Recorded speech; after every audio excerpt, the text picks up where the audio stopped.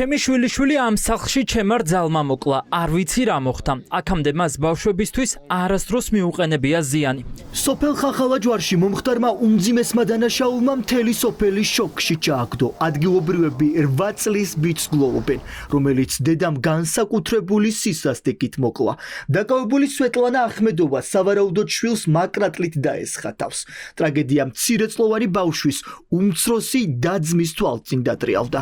მოკლული ბიჭის ბაბუა მომხდარის დეტალებზე პირველებთან საუბრობს და აცხადებს, რომ მეორე კლასის მოსწავლეს სასიკვდილო დაზიანებები გულმკერდის არეში ჰქონდა მიყენებული. მისი თქმით, მაკრატლით მიყენებული ჭრილობები იმდენად მძიმე იყო, რომ მოზარდი ადგილზე გარდაიცვალა. ჩემმა შვილმა დამირეკა და მითხრა, რომ ფარუხი აღარ ყავდა. სახლში რომ მოვედი, ბავშვი უკვე გარდაცვლილი იყო. ჩემს რძალს კი დაზიანებები ჰქონდა მიყენებული. სასწრაფო დახმარების ბრიგადა მის კლინიკაში გადაიყვანა. უმძიმესი დანაშაული ბოუნისის მუნიციპალიტეტის ერთ-ერთ სოფელში გუშინ დაახლოებით დღის 3 საათზე მოხდა. ტრაგედიის დროს საცხოვრებელ სახლში მხოლოდ მცირეწლოვანი ბავშვები და 42 წლის სვეტლანა ახმედოვა იმყოფებოდნენ. არსებული ინფორმაციით, შვილის მკვლობიდან რამდენიმე საათში ქალმა ცივი იარაღით თვით დაზიანებები მიიღენა. მიუხედავად მძიმე დაზიანებებისა, ექიმებმა მისი გადარჩენა შეძლეს. სამედიცინო დახმარების აღმოჩენის შემდეგ ქალის სამართალდამცველებმა ცხელ კვალზე დააკავეს. წუხელ ღამე გავიგეთ, რომ ჩვენმა მეზობელმა სვეტლანამ მაკრატლით შვილი მოკლა. სახლში მოკლული ბავშვის გარდა მისი მცირეწლოვანი შვილებიც იმყოფებოდნენ.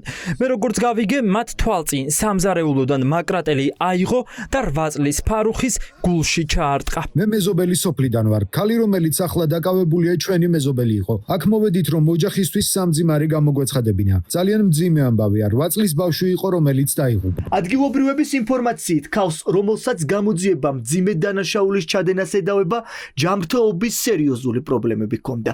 ისინი არ გამორიცხავენ, რომ სწორედ მისი ჯანმრთელობის მდგომარეობა გამხდარიყო ამ უმძიმესი დანაშაულის ჩადენის ერთ-ერთი მიზეზი.